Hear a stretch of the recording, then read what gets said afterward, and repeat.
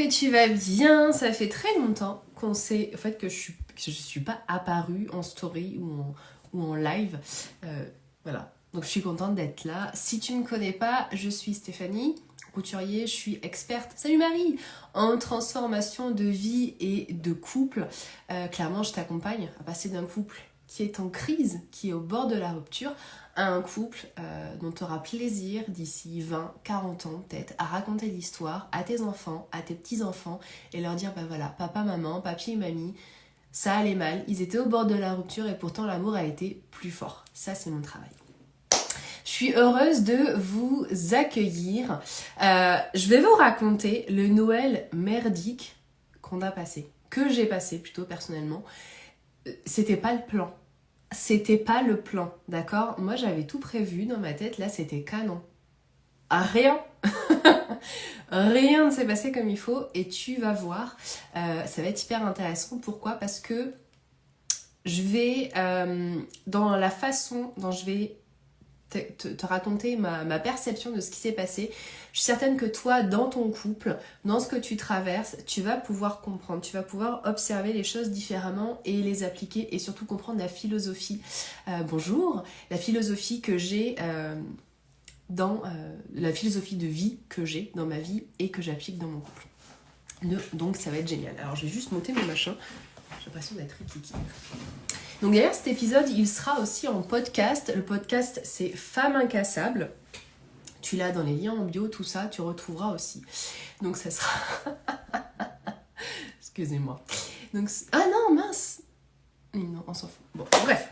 Donc, mon Noël. À la base, il était prévu pour être génial, d'accord? Nous, on habite à 300 km de chez nous. Donc là, cette année, on allait faire Noël chez nos parents. Donc on a tranquillement, tous les quatre, été à Bordeaux. C'était génial.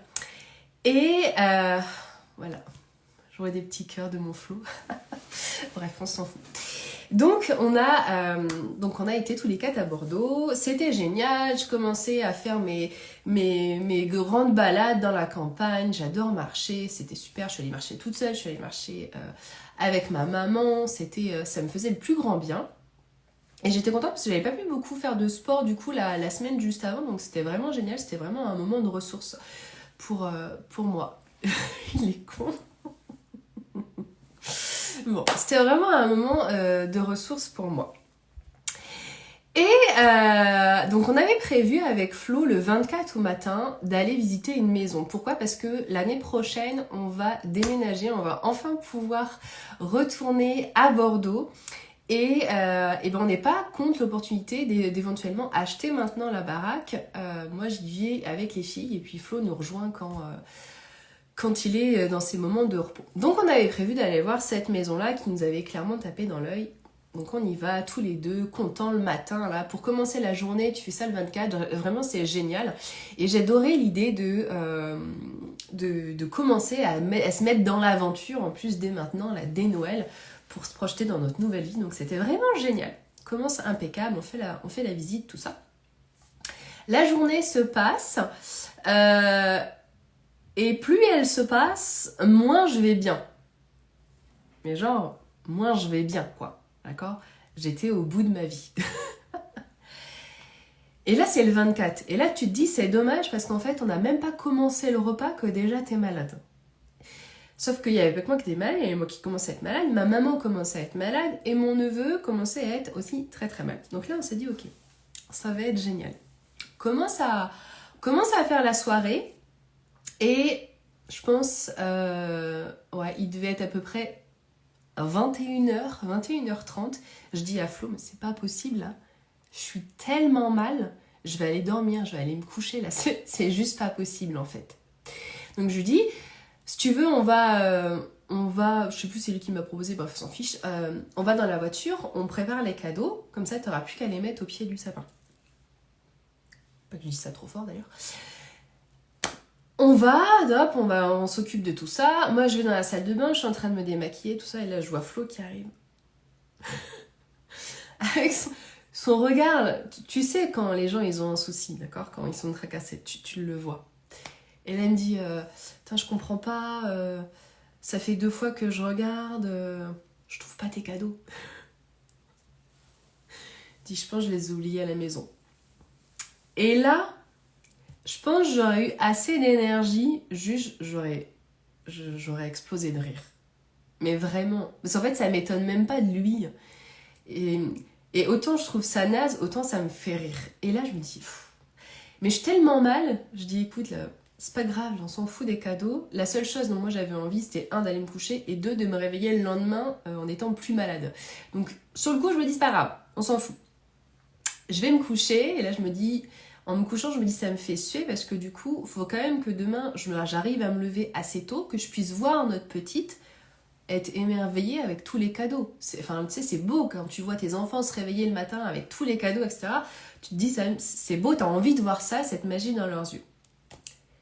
Bah, ça s'est pas fait. Parce que le lendemain matin, elles étaient réveillées avant moi. Et j'étais encore pire que la veille. J'étais au bout de ma life. D'accord ? Donc, c'est pas grave. On commence à ouvrir, à faire l'ouverture des cadeaux. Moi, j'étais collée sur le canapé de mes parents. J'ai même pas eu la force d'ouvrir mes cadeaux. Tu sais, c'est trop dur. Mais j'ai dû aider ma fille, je crois, à ouvrir un cadeau. Là. Rien que tirer sur le papier, c'était horrible. J'étais vidée d'énergie. Et j'ai même pas pris plaisir à voir mes filles ouvrir leurs cadeaux, alors que j'avais juste une envie, c'était ça, mais j'étais tellement mal. Je pense qu'il était à peu près 9h, d'accord ? À 10h, je dis à Flo, écoute, moi je vais dormir, va chez ta mère, on devait aller chez sa maman, va chez ta mère, je peux pas venir, je suis pas en état, je pourrais pas y aller. Il part avec les filles, du coup je sais même pas si j'ai fait un bisou aux filles, etc. J'étais dans mon lit, dans la couette, là, au bout de ma life. Flo était mignon, il était venu me porter 2-3 trucs et tout. Et il me dit, j'ai regardé, il y a des trains, si tu le sens, tu prends le train pour Bordeaux, hop. Ok, bon. La journée se passe et je me dis, je veux y aller. Je veux aller là-bas ce soir, là, je vais être avec Flo, avec les filles à Bordeaux, etc. Et, bon, t'es malade, d'accord ? Tu choisis pas, il n'y a pas de bouton on-off, ok ? Et Flo arrive à Bordeaux, tout ça, et il m'envoie une vidéo des filles qui ouvrent leurs cadeaux. Et la vidéo, en plus, ça a été hyper longue, et c'était génial, parce que du coup, j'avais l'impression d'être avec eux, avec sa famille et tout, d'assister à l'ouverture des cadeaux. J'étais dans mon lit, mais je regardais le téléphone comme ça, j'ai fondu comme une madeleine. Je suis un peu madeleine sur les bords, d'accord ? J'ai la larme facile. Donc, j'étais touchée, j'ai vraiment adoré d'avoir la vidéo et de voir mes bébés comme ça, ouvrir leurs cadeaux, tout ça. Flo, il était magnifique, il était beau, là, sexy comme tout, là, je pouvais pas le voir. Et j'ai adoré ça. Et là, je me suis dit, putain, mais je veux y aller. J'essayais de m'auto-persuader que j'étais capable de pouvoir évacuer mon virus comme ça. Et je dis à Flo, c'est pas grave, je vais venir dans l'après-midi, là, je vais prendre le train, machin. Et il me dit, écoute, viens pas. Finalement, ce soir, il y a un gros repas, tu seras mieux chez tes parents. Tu viendras demain matin chez mon père. Ses parents sont divorcés, donc on fait, tu sais, vous connaissez ça, là. Tu fais un repas chez l'un, un repas chez l'autre. Tu viendras demain chez mon père, machin. Ok. Effectivement, alors j'allais pas mieux le soir, j'étais bien mieux chez mes parents. J'ai dormi toute la journée. Je pense que j'ai passé une semaine à dormir. Bref. On va... donc c'est le lendemain, lui il va chez ses parents, chez son père, machin. Il m'envoie une vidéo avec l'ouverture des cadeaux. Génial la vidéo, encore une fois, j'adore. Et je me dis, mais j'en ai marre. Je pleurais en train de regarder le téléphone là et de voir mes bébés, voir la famille de Flo, tout ça. Et j'adore les repas de famille, j'adore passer du temps avec sa famille. C'est vraiment, je les adore, c'est ma famille par alliance, mais vraiment, c'est un vrai plaisir pour moi. Et de me dire que j'étais pas là, que je pouvais pas le voir, que je pouvais pas voir mes filles, tout ça. C'était vraiment, c'était compliqué, d'accord, pour moi. Et là, bon, on arrive avec ma maman à choper un rendez-vous chez le docteur, on va chez le docteur et là je me dis, je m'en fous, à 15h30, là j'ai rendez-vous chez le doc, après je prends le train. Et j'avais 1h30 de train, t'as la grippe, t'es pas bien, d'accord ? Mais je me dis, je m'en fous, en fait, je serais comme ça dans le train, j'aurais mal, mais j'y vais, je veux y aller là. Donc je prends mon billet de train, je réserve le billet pour l'heure d'après. Je manque de ne pas avoir mon médoc à la pharmacie au risque de devoir partir le lendemain parce qu'il faut le commander, etc. Bref, je te passe tout ça, mais les choses se sont bien goupillées, mais il y avait plein de blocages en même temps. Bref, le 26, j'arrive, Flo vient me récupérer à la gare, et là, rien que de le voir, là, je me dis, je me sens moins malade. C'était pas vrai. En plus, je lui ai fait un bisou, je pense, sur le front, parce que je voulais pas lui filer ma grippe. Donc, mais voilà, j'étais heureuse, je revois mes bébés, tout ça, et ça me fait plaisir. Je suis à nouveau avec ma famille, même si je suis au bout de ma vie, ça me fait vraiment, vraiment chaud au cœur. Et là, Flo, il me dit un truc. Je lui dis, mais merci pour les vidéos, c'était vraiment génial et tout. Et il me dit, bah tu comprends pourquoi moi je veux toujours que tu filmes en fait. Et toi, tu fais toujours des vidéos de 2 minutes, là c'est pourri. Et j'ai compris. Ce qu'il faut comprendre, c'est que Flo, lui, travaille en 3-8, donc ce qui veut dire que des fois, il n'est pas là à Noël, des fois, il n'est pas là pour l'anniversaire des filles, etc. Et il me dit toujours, tu filmes. Et c'est vrai que moi, je filme, et je vais filmer le moment où elle souffle les cadeaux, où elle souffle la bougie, où elle va ouvrir son cadeau. Bref, la vidéo, elle fait quelques secondes, à 1 ou 2 minutes. Et c'est tout. Et je comprenais pas, enfin pour moi, c'est des bidons, en fait, de filmer. Voilà, tu filmes le moment, mais c'est tout. Et quand il m'a dit ça, quand il m'a dit, bah tu comprends pourquoi moi je veux que tu filmes et tout, et là je me suis dit, j'ai compris. J'ai compris ce que ça faisait quand tu vois les autres profiter d'un moment important pour toi, auquel toi tu peux pas assister pour une raison XY. Et lui, il m'a fait des vidéos, là, je crois qu'il y en a une, elle était peut-être un peu longue quand même, elle durait peut-être genre 9 minutes. Mais c'était 9 minutes où moi qui étais toute seule, ben, j'avais l'impression d'être avec eux. Et là, j'ai compris que quand il me demandait ça, en fait, c'était pas juste pour avoir une vidéo du moment, c'était pour être avec nous d'une certaine manière. Et j'ai compris à quel point c'était important pour lui quand il demandait, et que quand lui, il a fait ça pour moi, bah, clairement, c'était clairement une preuve d'amour, d'accord ?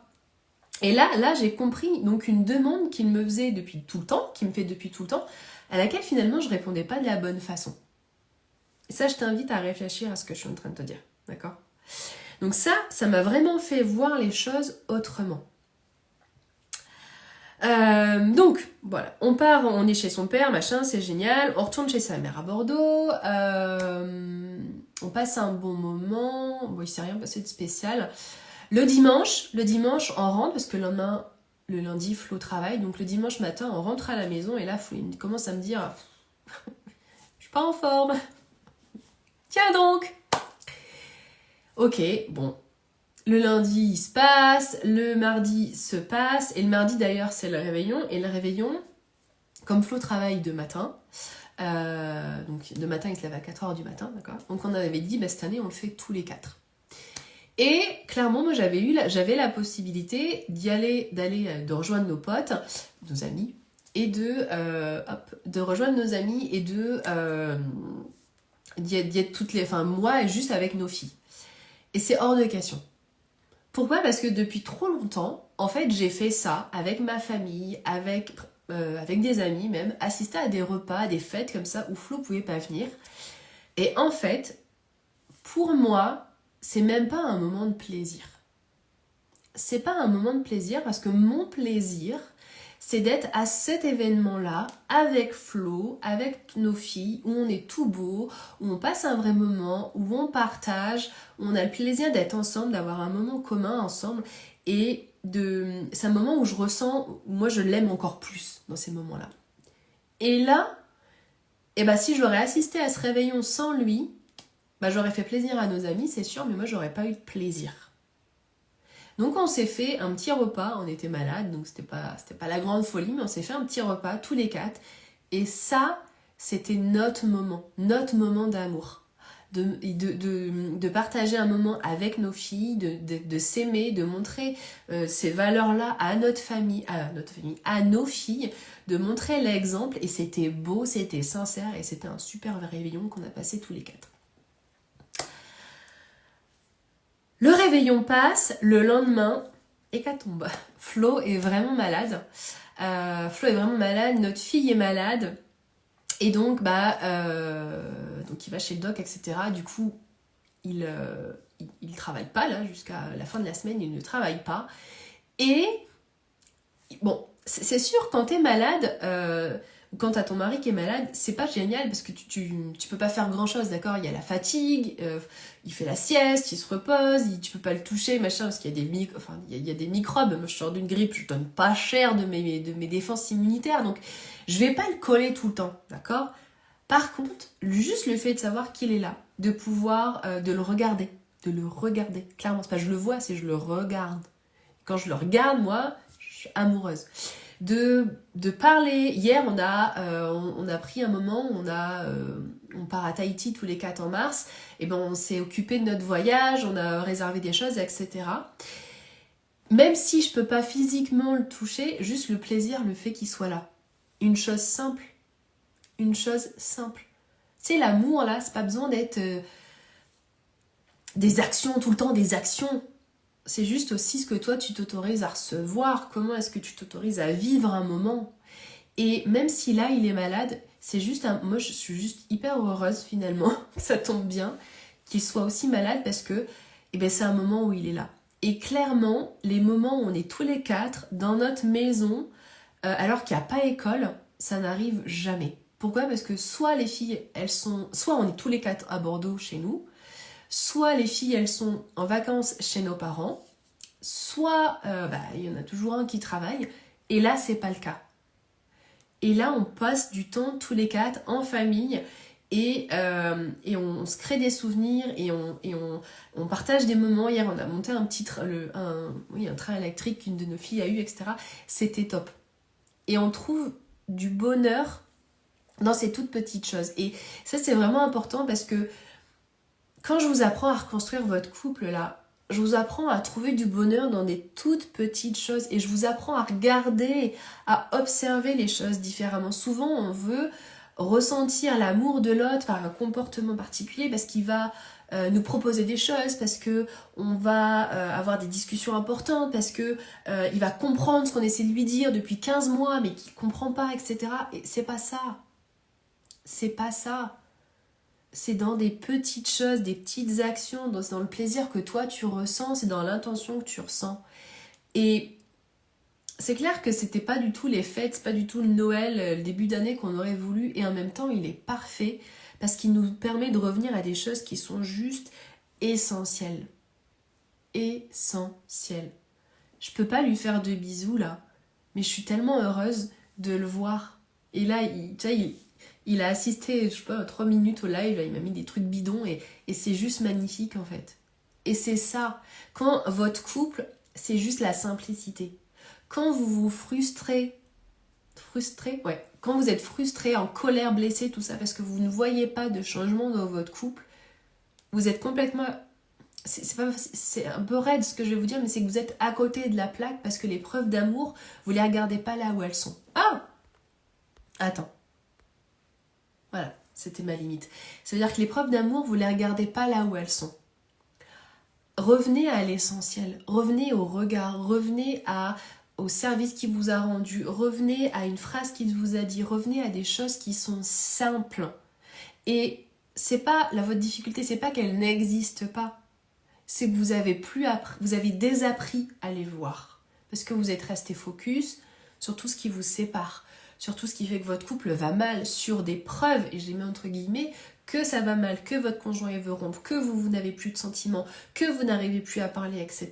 Ça me fait penser, j'ai une cliente qui a rejoint le plan anti-crise de couple et son mari, il se parlait plus, d'accord? C'était plus du tout de disputes, c'était que des disputes. Et elle, la seule chose qu'elle faisait pour se protéger, c'était de le fuir en fait. Genre, le soir, elle allait se cacher dans la chambre ou elle restait à attendre dans sa voiture pour éviter de passer du temps avec lui, etc.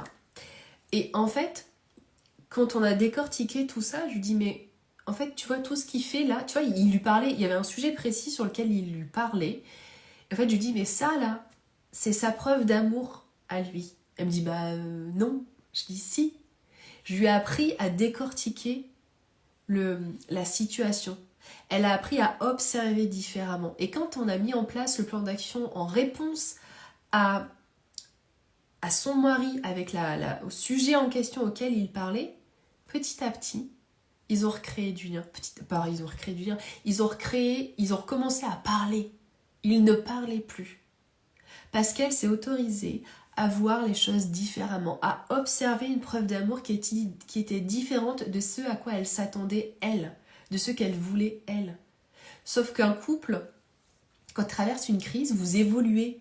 Et les preuves d'amour qu'il y avait avant, elles ne sont plus identiques aux preuves d'amour qu'il y a maintenant. Elles sont différentes. Il faut réapprendre à s'aimer. Il faut réapprendre à se découvrir, à comprendre l'autre. Et ça passe par des choses simples. Et ce que je te partage avec ce Noël-là, c'est typiquement ça. C'est des choses qui sont simples. Revenez à l'essentiel. Moi, ce Noël-là, en fait, il était parfait. D'une part aussi parce que j'ai fait un espèce de reset aussi, moi, dans ma tête, où j'étais incapable de travailler. Et j'avais énormément besoin de ça, finalement, de ne plus travailler. Et ça m'a donné un élan différent, d'accord ? Et dans mon couple, il va bien mon couple, mais ça m'a permis de comprendre Flo différemment pour ces fameuses vidéos qu'il faisait en fait, où j'avais l'impression d'assister à l'ouverture des cadeaux de mes filles alors que moi j'étais à plusieurs kilomètres, etc. Et c'est beau, et là ça m'a permis de le comprendre. Mais ça passe par des choses simples, une vidéo. Et parce que quand la façon, je sais pas, il a amené, on a parlé de ça et paf, j'ai compris ce qu'il me disait. Donc restez ouverte à ce que votre conjoint vous dit. Essayez d'observer différemment. Essayez de... Ne soyez pas dans l'attente de preuves d'amour, mais dans la possibilité, dans l'ouverture à ok, est-ce que ça, quand il fait ça, quand il se passe ça, ce sera aussi une preuve d'amour. Et c'est là que vous commencez à reconstruire votre couple. C'est là que vous montrez que vous êtes en train de créer un couple qui va inspirer vos enfants, qui va être un vrai modèle, qui va montrer que l'amour est toujours plus fort que ce qui vous sépare. Voilà pour mon partage. C'était important pour moi de vous faire ce partage-là parce que encore une fois, je suis certaine qu'il y a plein de choses qui vont vous faire tilt à certains degrés et qui vont vous permettre de vous dire ok, je comprends. Ok, je vois comment on peut aborder la chose. Je vois comment on peut aussi observer, comment on peut se comporter différemment. Revenez à la simplicité. C'est toujours ça. Avec plaisir, ma Sissi. C'est toujours ça qui fait que... la vie, elle est simple, d'accord ? Quand ça va pas, c'est qu'on se complique la vie. C'est tout. Quand ça va pas, c'est qu'on se complique la vie. Donc revenez à la simplicité. C'est ça qui va sauver votre couple. Quel que soit le problème dans votre couple. Que ce soit lui qui veuille rompre, que ce soit vous qui doutiez, qu'il y en ait un qui ait commis un adultère, qui ait plus de confiance, qui ait plus aucune dispute. Tous les sujets, là, je les ai dans mes coachings. Tous les sujets, je les ai dans mes coachings, avec plaisir. Donc, revenez à la simplicité. C'est ça qui sauve un couple. C'est tout. C'est pas les discussions avec lesquelles on ne peut pas discuter. C'est la simplicité. Observez. Je vous souhaite une très belle journée. Et puis, je vous souhaite une belle journée, en fait. Et puis, et une bonne année. J'aime pas dire ça, je trouve ça naze, mais bonne année. Allez, ciao.